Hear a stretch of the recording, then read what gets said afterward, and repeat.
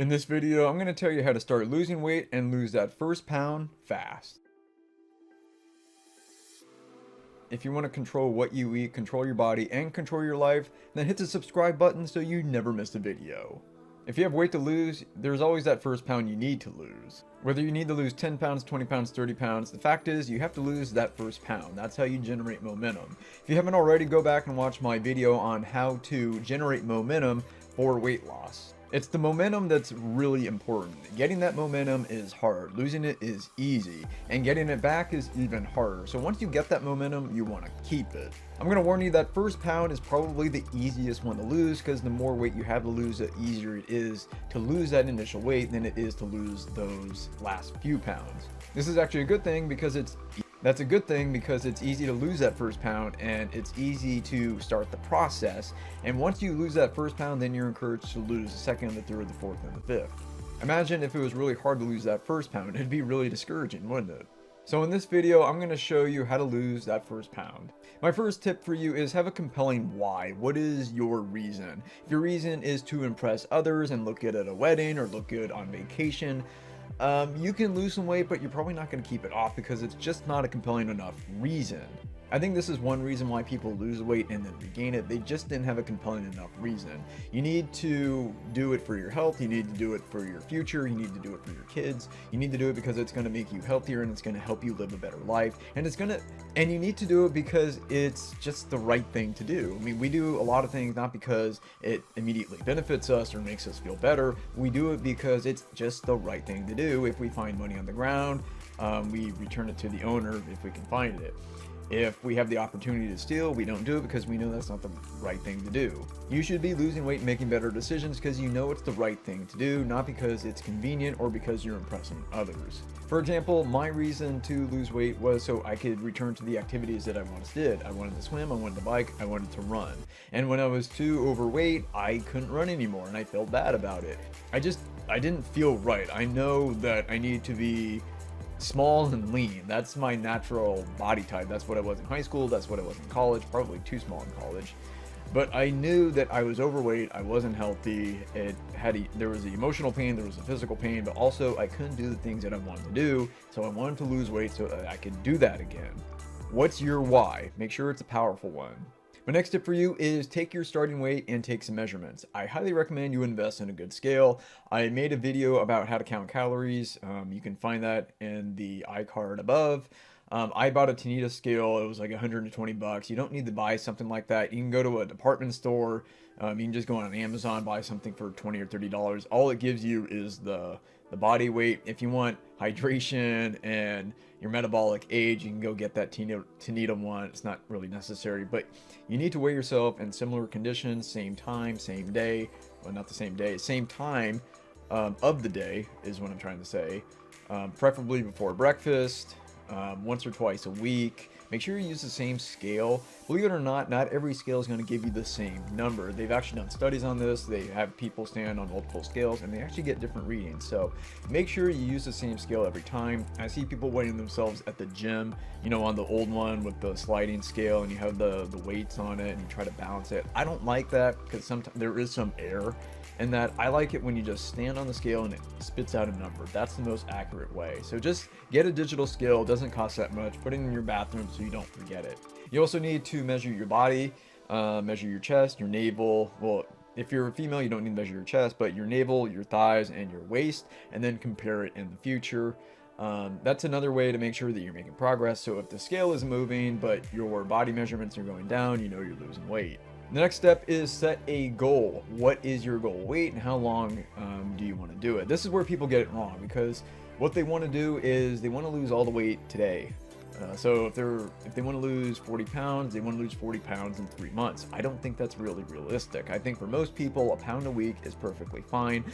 Losing weight is important. It will make you healthier, make your life better. You don't need to lose it in 1 week. You don't need to lose it in 1 month. I know that it's popular to do that because we want everything now. You know, we live in the microwave society where we just put something in the microwave and out comes a delicious meal. Well, when it comes to weight loss, we're talking about biology here, and biology hasn't changed in a long time. So you need to give the process time. I recommend 1 to 2 pounds a week.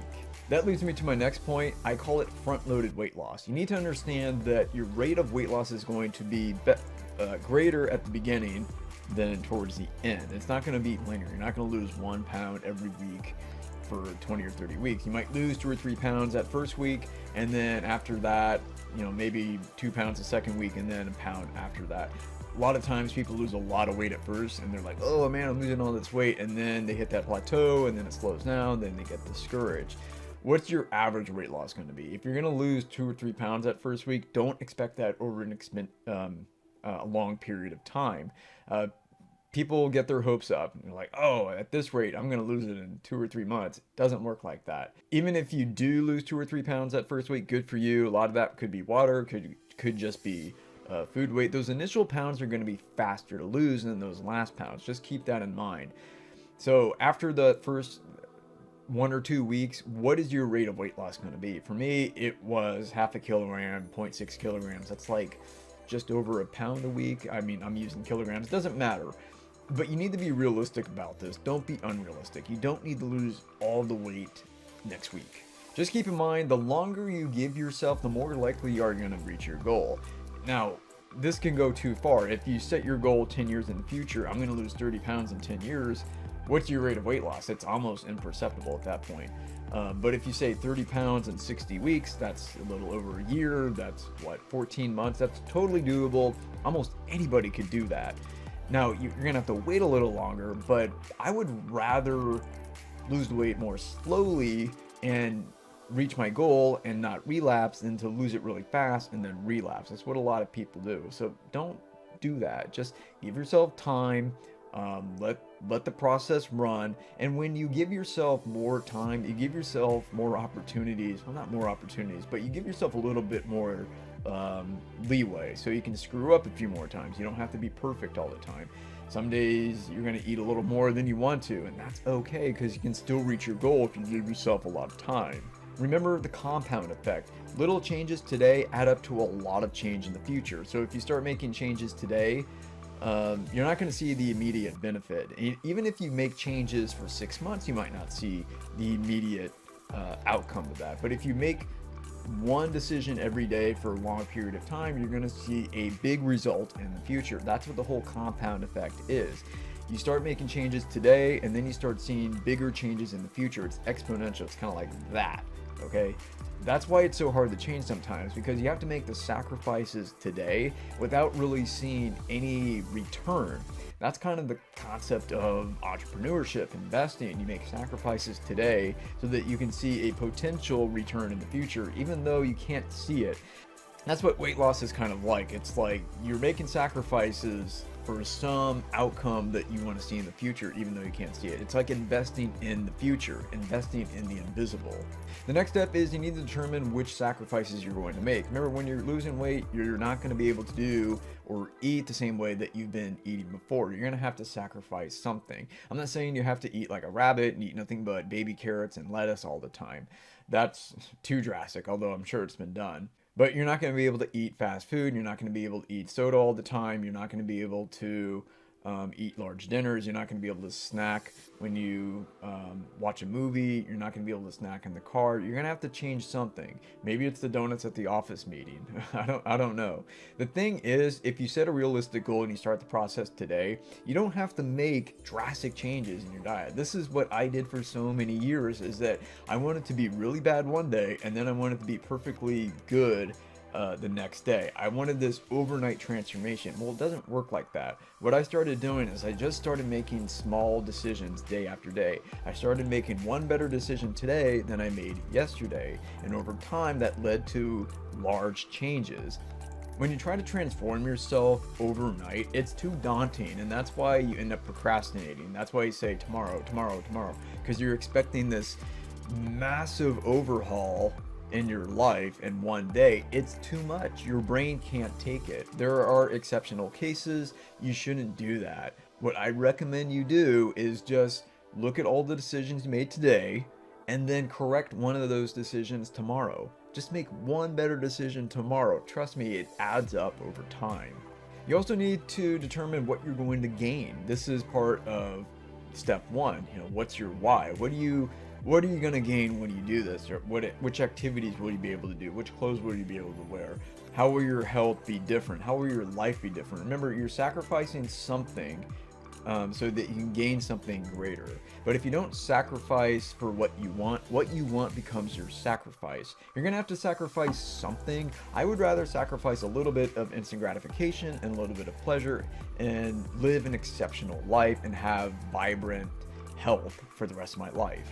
My next step for you is start today. I like to say that losing weight is like updating your computer. Remember, you get those updates once in a while and says your OS is going to update in 2 days or whatever. What time would you like to do this? Usually you update your computer when you're sleeping or overnight, like 10 o'clock, so that when you wake up it's ready to go. You don't want to do that during the day when you're working. But how long does it take to do those updates? A lot of times it takes like 1 or 2 hours. That's why you want to do it at night. That's how I see weight loss. You hit the play button and you just let it go. It's not an overnight process. It takes time, but what you need to do is start the process today and then be patient. Charlie Munger of Berkshire Hathaway likes to say, be impatient patient, not patient impatient. Here's what I mean. When you are impatient patient, you're impatient with starting the process, but then you're patient when the process actually begins. So you start today and then you're patient with the process. Don't be the opposite where when you procrastinate and then years later you start the process and then you want overnight results. Doesn't work like that. You need to get started today. Remember, all you need to do is make one good decision today that you didn't make yesterday, and you've started the process. I don't recommend completely overhauling your diet. I usually think that's a losing bet for most people. They do one thing one day and then something completely different the next day. Why don't you just start making better decisions? Remember, just incremental change leads to massive change over time.